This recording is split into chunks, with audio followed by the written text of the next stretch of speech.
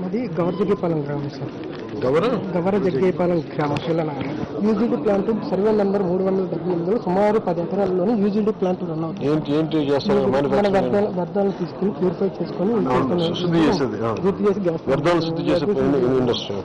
వాళ్ళ పనికొచ్చి గ్యాస్ అది ఉపయోగించుకుంటే వేస్టేజ్ అంటే ఇది రెడ్ మార్క్ గీసాం కదా సార్, అది అవుట్లెట్ సార్.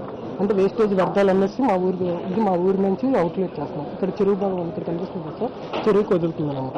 చూడండి సార్, మా ఊర్లో ఇలాగ తవ్వేసి పైప్ లైన్ వేస్తున్నారు. ఇక్కడ ఏం జరుగుతుందంటే 2014లో టీడీపీఎంలోనే స్టార్ట్ అయింది సార్. ఆ ప్రభుత్వంలో ఉన్నాడు వాళ్ళ పశ్చిమ నియోజకవర్గం ఎమ్మెల్యే గణబాబు గారు. అక్కడ స్థానికులకి ఉద్యోగాలు ఇవ్వకుండా 9 మందికి 3 లక్షలు చొప్పున 9 మందికి ఉద్యోగాలు ఇప్పించారు వేరే నియోజకవర్గాలకు సంబంధించి. అలాగే ఎమ్మెల్యే అధిపరాజు గారు స్టార్టింగ్ అయినట్లు 5గురికి మొత్తం 40 మంది రిక్రూట్మెంట్ ఉంటే 14 మందికి ఉద్యోగులు ఇచ్చి ఎమ్మెల్యే అధిపరాజు గారు 5 లక్షలు చొప్పున 5 లక్షలు తీసుకున్నారు. ఈ ఇష్యూ పెద్దది చేసామని మేము ధర్నా చేస్తే మా మీద పోలీసులతోటి లాఠీ ఛార్జీలు ఇది మేము పోరాటం చేస్తాం సార్. స్థానిక అవుట్లెట్ అంతా మా గ్రామం నుంచి మా కుర్రాళ్ళందరూ పొల్యూషన్ అవుట్లెట్ అంతా మా గ్రామం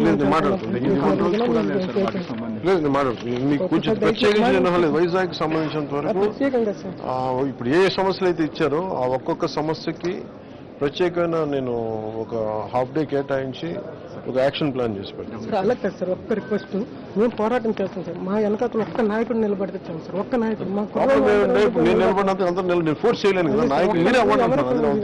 100 మంది కుర్రోళ్ళు పోరాటం చేసినా కానీ పాల్గొంటున్నారు సార్. ఒక్క కుర్రోడు నిలబడితే చాలు సార్. ఒక నాయకుడు నిలబడితే చాలు. నిలబడరు కదా అందరూ, నాయకుడు నిలబడలేదు సార్. అదే కదా సమూహంలో నేనున్నాను మీరున్నారు, మధ్యలో ఉండాలి, అంత బలంగా తీసుకెళ్ళాలి. ఈ ఒత్తిళ్ళు తీసుకోలేదు.